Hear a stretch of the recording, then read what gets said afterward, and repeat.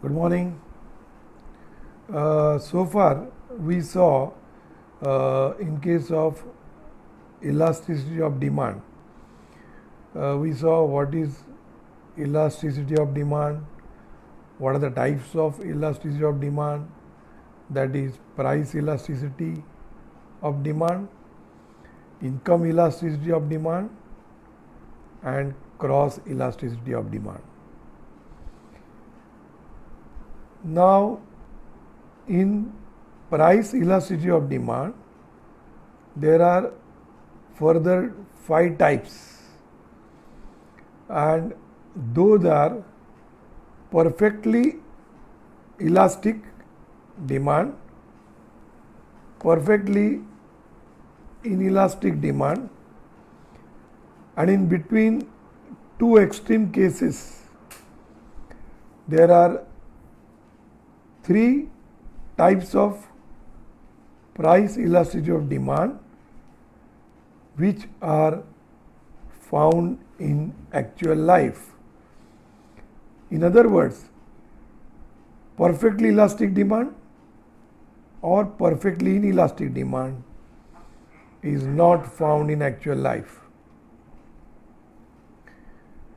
Then there are 3 things, 3 types, that is unit elasticity of demand, more elastic demand, and less elastic demand. Relatively more, relatively less, you can say. Now, as I told you, law fails to explain how much response will be given by the consumers to change or fall or rise in price. So, that is what is explained by elasticity of demand. Now, today we will see what are the factors which determines elasticity of demand, or it is called determinants of elasticity of demand, or it means why consumers give more response to certain goods and services, and why proportionately there is less response given by the consumers. So there are various factors make demand more elastic or less elastic or unit elastic, you can say. So which are the factors which affects elasticity of demand? Now first is nature of commodity we consume. Consumer is consuming various types of goods depending upon necessities of life or which give comforts and luxuries. So, it is called nature of commodity. The demand for goods and services like food, shelter, clothing, transport, these are regarded as necessities of life. When the question of elasticity of demand comes in the case of consumption of these goods, so the goods which are consumed by us in day-to-day life are necessaries, and in this case the demand is comparatively less elastic. Now what is less elastic? Less elastic we have defined.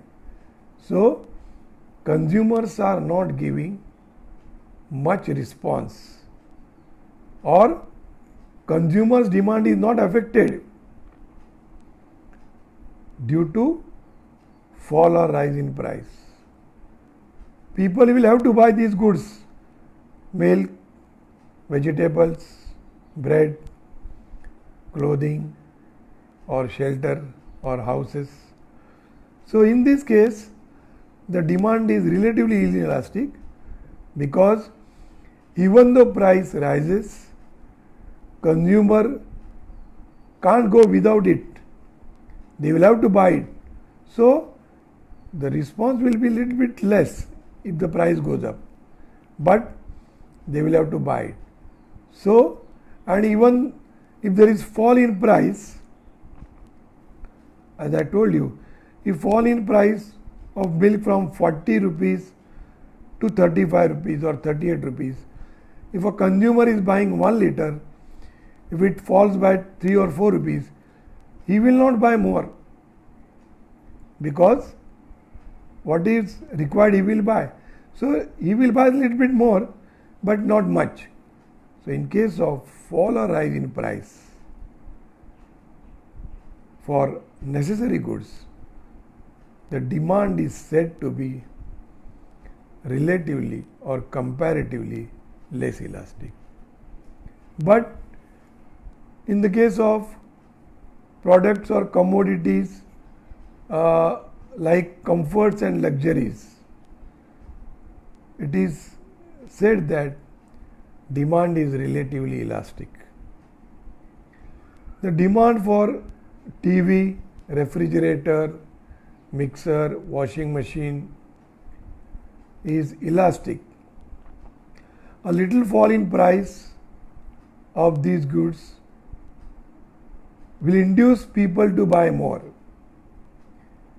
because some of these goods make their living more comfortable. So if you see, most of the consumers buy luxurious goods and comfort goods before budget, because they tend to think that price will go up, and that is why the demand for goods in the form of comforts and luxuries, the demand is relatively elastic.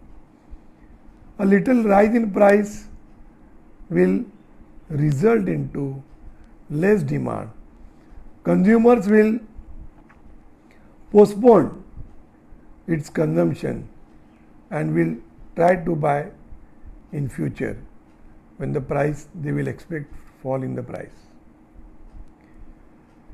Similarly, in case of commodities having very low price, for example salt or pencil or ball pens, the demand is relatively inelastic because consumers don't go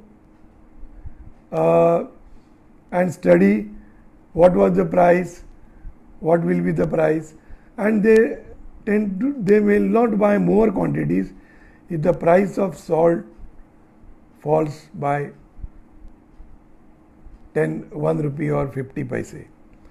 So we have discussed, I told you, there are 3 types of goods, that is called nature of commodity, that is necessities of life, comforts and luxuries, and prices of commodities having very low value. Now next point is availability and prices of substitute. If substitute goods are available, then the demand will be more elastic. If no substitutes are available,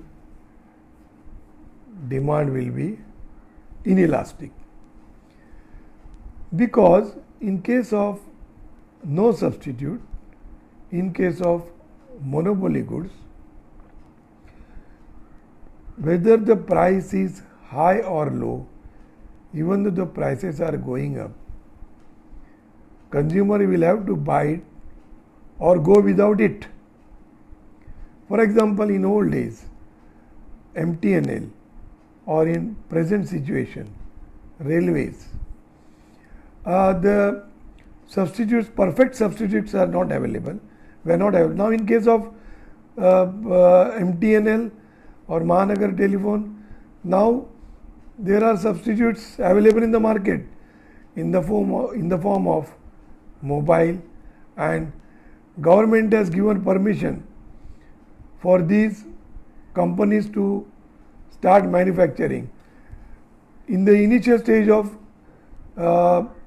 freedom of the country, these certain goods were confined to only in the hands of government. Production and distribution can be made only by the government companies or government authorities. So there was monopoly in certain type of goods and services. For example, in case of Air India, services was only in the hands of government, so there was monopoly. But now substitutes are available. So in these cases, the demand for goods which are having substitutes, people will compare, consumer will compare the goods and will switch over to substitutes, and this will result into more elastic or less elastic demand.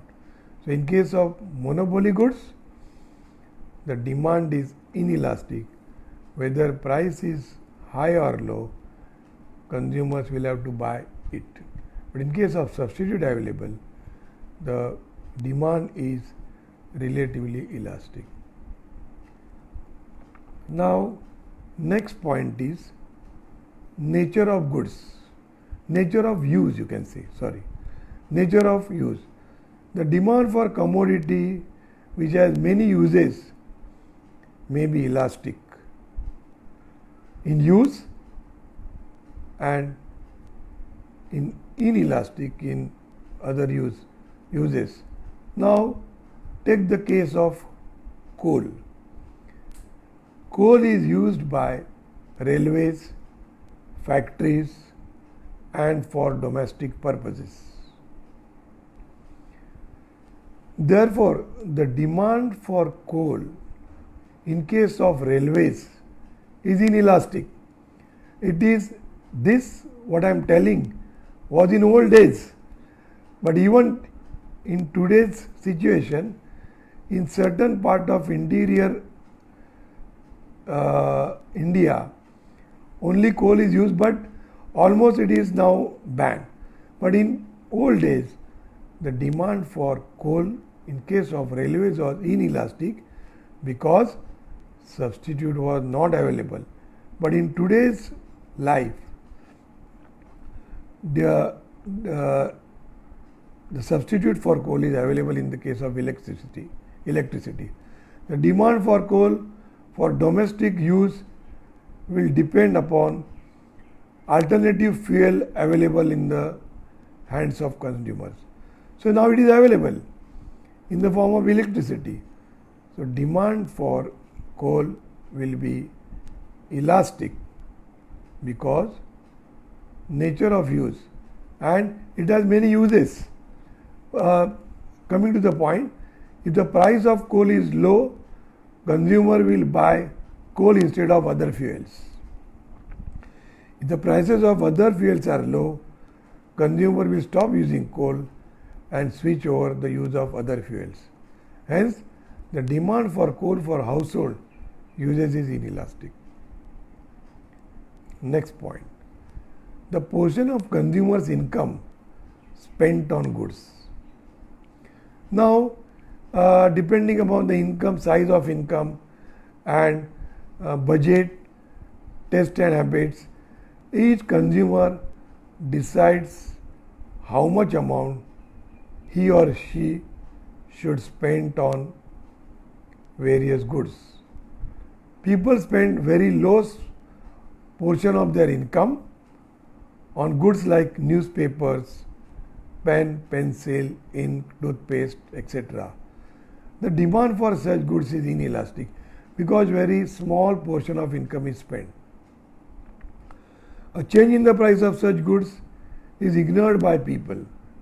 On the other hand, demand for goods on which major portion of income is spent, then the demand is elastic. Next point is consumers' income. In case of people with high income, the demand for many goods tend to be inelastic, but for people in the lower income groups, the demand for goods is generally elastic, because in case of high income group, rich people, they don't go for high price or low price. They will buy because they have got more income. Now, next point is postponement of consumption. Those goods for which consumption can be postponed, and for those goods the demand is inelastic or elastic, that we'll see. Now, elasticity of demand depends whether demand can be postponed or not. For example, in South India, rice is essential and consumer will demand it irrespective of its prices. Hence, demand will be inelastic. On the contrary, demand for oranges is not important for them, so consumers can live without them. Therefore, demand for oranges will be elastic for people who stay in South India. There is than the demand for rice. So, postponement of consumption is very important point while determining whether the demand is elastic or inelastic. Now, next point is nature of demand. If the demand for goods is recurring, means it is consumed again and again, the demand for it is relatively elastic. On the other hand, in case of those goods which are purchased only once, the demand for them would be relatively inelastic. Next point, the period of time. Period, that is, the fall in price of commodities for short period will have little effect on elasticity of demand. This is because consumers may not be aware of the change in price or may expect a future change. So, the time factor is very important. Therefore, demand tends to be inelastic. Within short period of time, it will be elastic in the long run. So,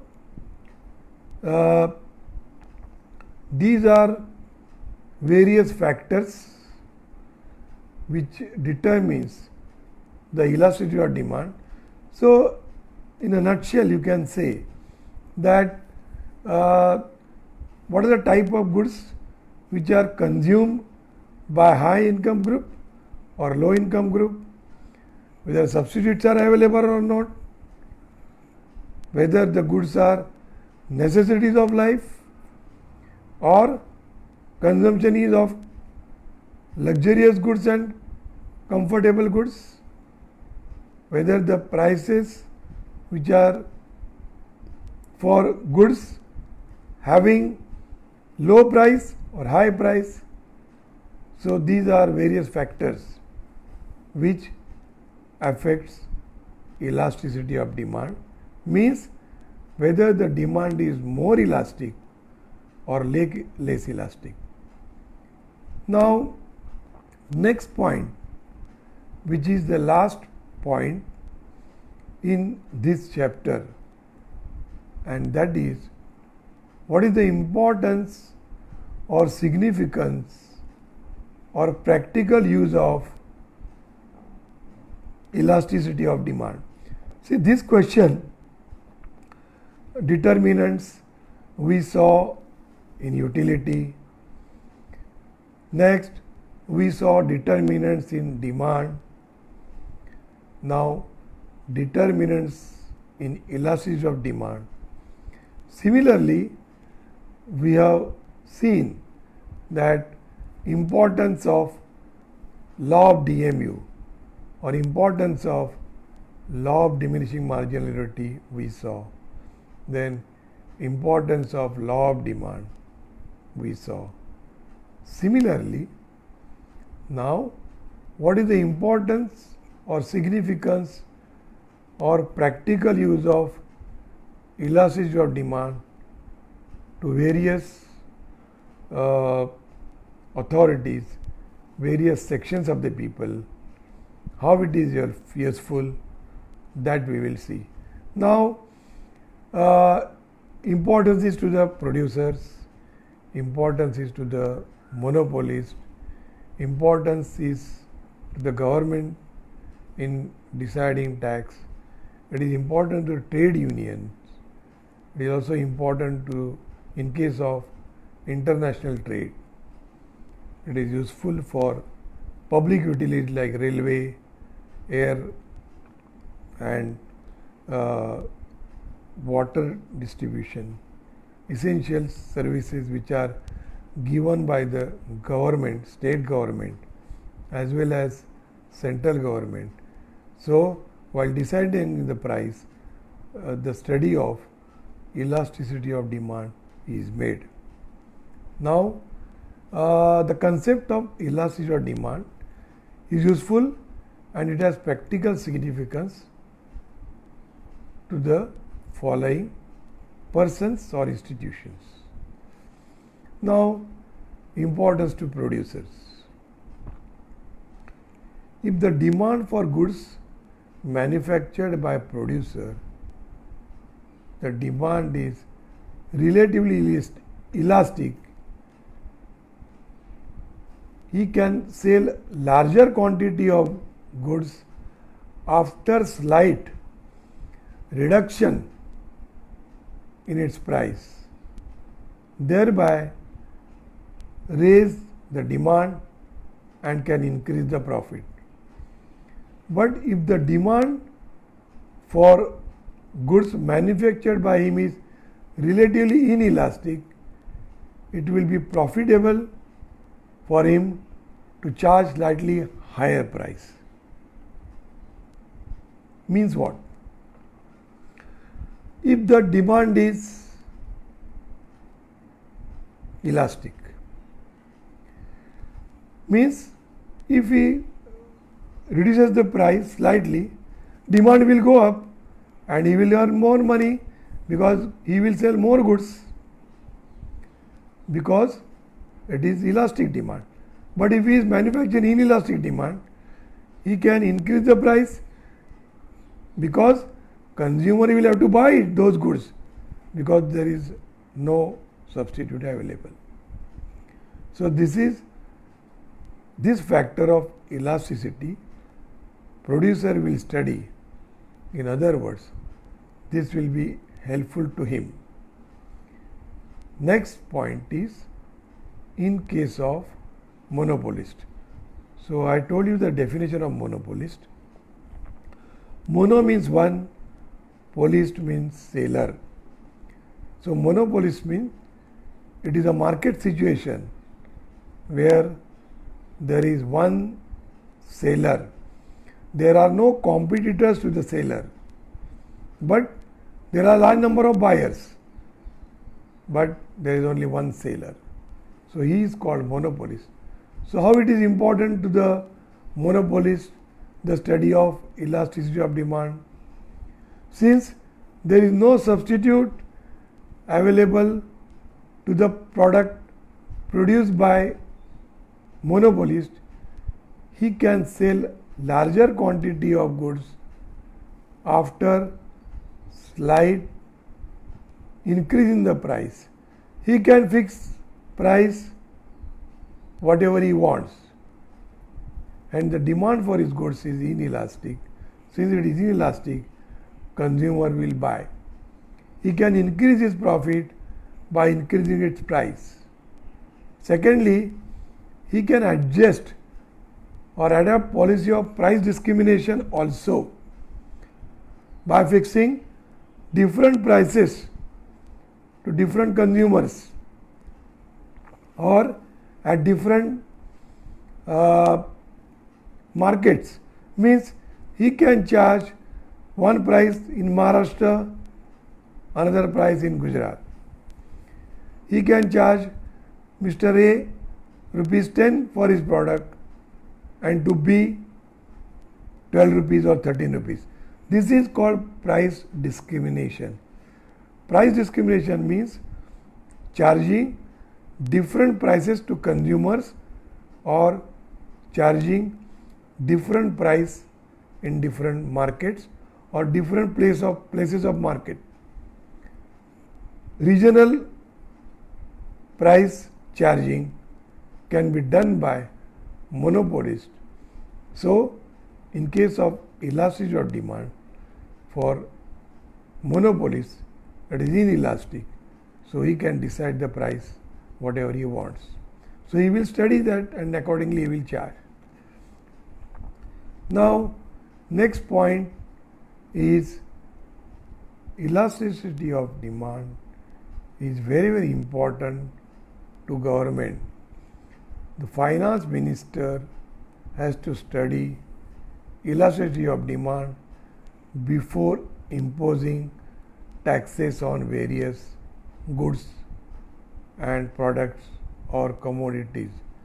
The ultimate aim of imposing taxes is to get more revenue or income to the government.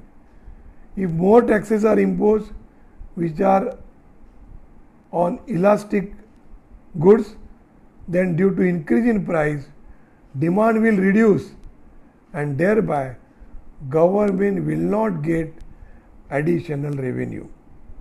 Means in case of elastic demand, government will have to think over and accordingly charge or impose the tax rate. If new taxes are imposed on inelastic goods like petrol, cigarettes, liquor, in that case government will get more revenue even though more taxes are imposed, because the demand for these goods are inelastic. People tend to buy, people will buy more even though the price is going up because of imposition of taxes. So, finance minister will always study every year and study the rates which were imposed in the last year and what was the effect of these increase or decrease in rates, and accordingly he will study the effects and study the impact of more elastic, less elastic, from elasticity of demand from this topic, and then he will study and accordingly he will declare in his budget what will be the prices, rates of taxes imposed. Now, how it is useful, next point, how elasticity of demand is useful in case of international trade.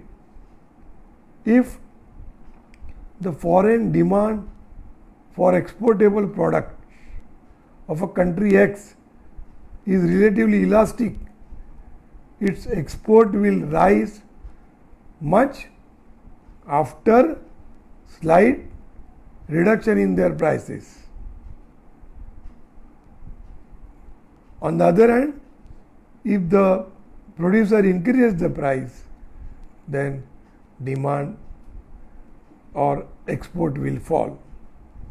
But if the foreign demand for the product is relatively inelastic, the exporter may raise price and can earn more profit because consumers all over the world will have to buy the goods because the product is having inelastic demand depending upon its use. Now, next point is importance to the trade union. Now, union leaders in a country, they study elasticity of demand and then while negotiating with the owner of the organization in order to get benefits to the workers at the time of making agreement for rise in wages or salaries, rise in bonus, rise in other facilities. Now, when and how he can demand more wages or salary. So, before going to the owner and negotiating with him, he will study elasticity of demand and then he will negotiate. Now, what he will study, how he will study. So, the product which is produced by the workers, he will study whether the goods which are produced by the producer is elastic demand or relatively inelastic demand.